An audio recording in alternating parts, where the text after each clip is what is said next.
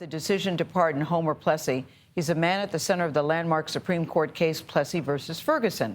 Plessy, a black man, was arrested and convicted for refusing to leave an all-white rail car. This was back in 1892.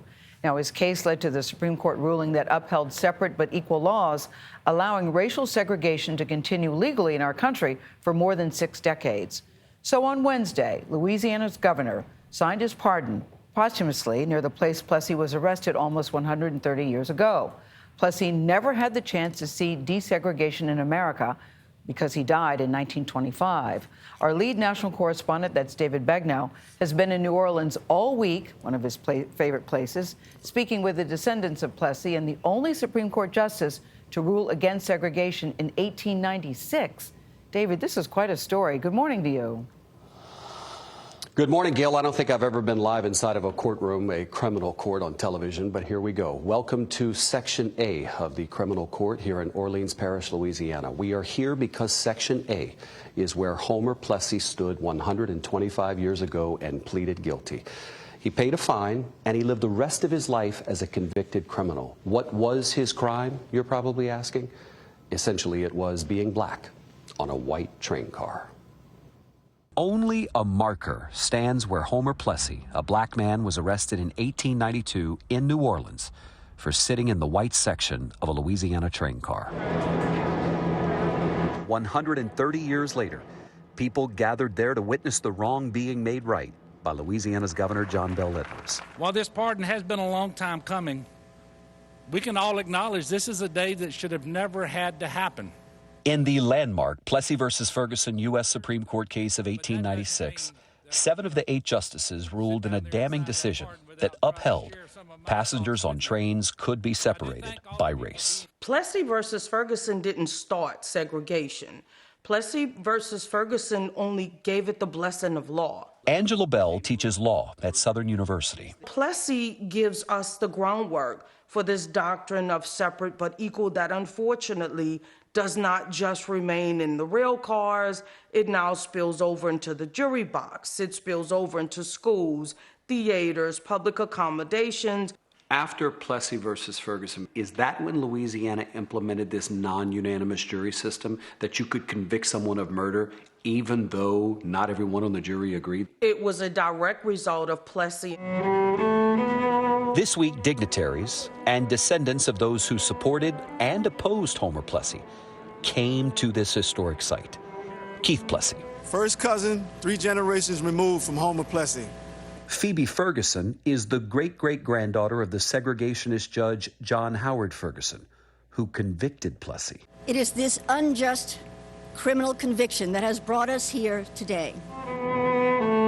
And cellist Kate Dillingham.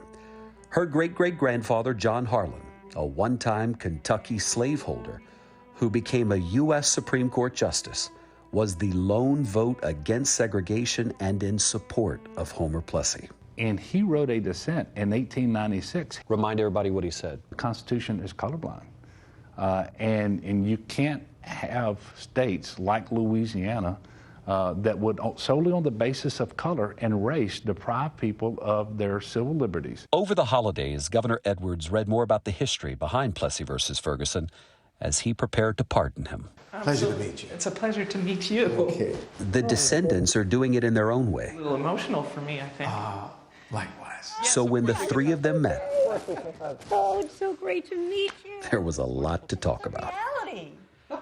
Descendants unite. Phoebe Ferguson and Keith Plessy have known each other for years. When I first met Keith, the reality of Ferguson meeting Plessy, I got some apologizing to do here. Yeah, I get it. And when he said to you, but don't apologize, let's move forward together. What was the way he said it?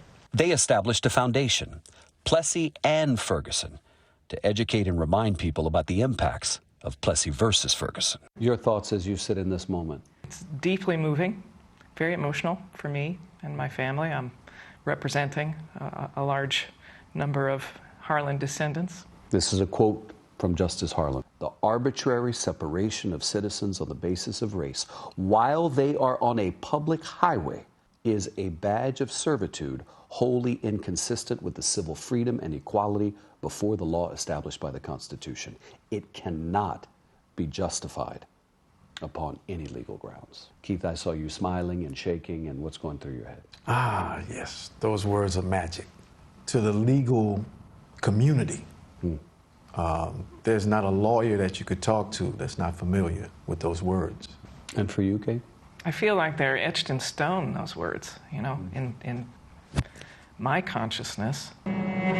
Kate took her great-great-grandfather's words and amplified them with her cello, playing Lift Every Voice and Sing at this week's ceremony.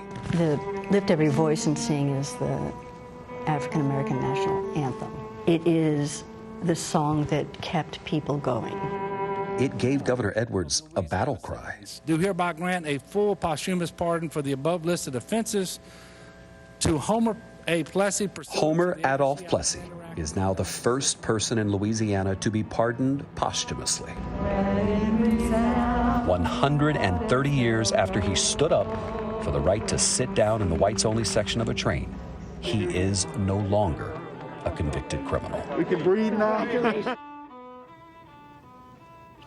Let's end with a surprise. I started by telling you that I'm in Section A of the criminal court here in Orleans Parish. Section A is where Homer Plessy appeared and pleaded guilty. Well, about 2 days ago, I got a call from Judge Lori White, who is the presiding judge here, and she said, David, I intend to name my courtroom for Homer Plessy. Think about this for a minute. The man who came here and pleaded guilty because of the color of his skin is about to have this courtroom named for him, the Homer Plessy courtroom. Nate. Yeah, we just saw a nice wide shot of the courtroom, too. Thank you, Shantae, for the shot. You know, David, number one, you give the best surprises. Let me just say that. Yeah. Number two, it's what your mom always says. It's never too late to do the right thing. Right. Such a touching story between all three of them and how all three of them are connected. And David, we also have to keep in mind. Professor Bell said, yeah, please. Go right ahead. Well, this is decades before Rosa Parks, right? And so Homer Plessy. That's right. He wasn't 60, yeah. Go right ahead. 60 years before Rosa Parks, to your point, yes. What were you going to say, Professor Bell? You started saying something about Professor Bell. She said no matter how long, how agonizing the march toward justice is, justice always prevails. We need a reminder of that these days, by the way, Mr. Begnaud, for many different things. Thank you. Thank you so much. David Begnaud, he doesn't miss at all. He doesn't. Well done, David. Well done, David.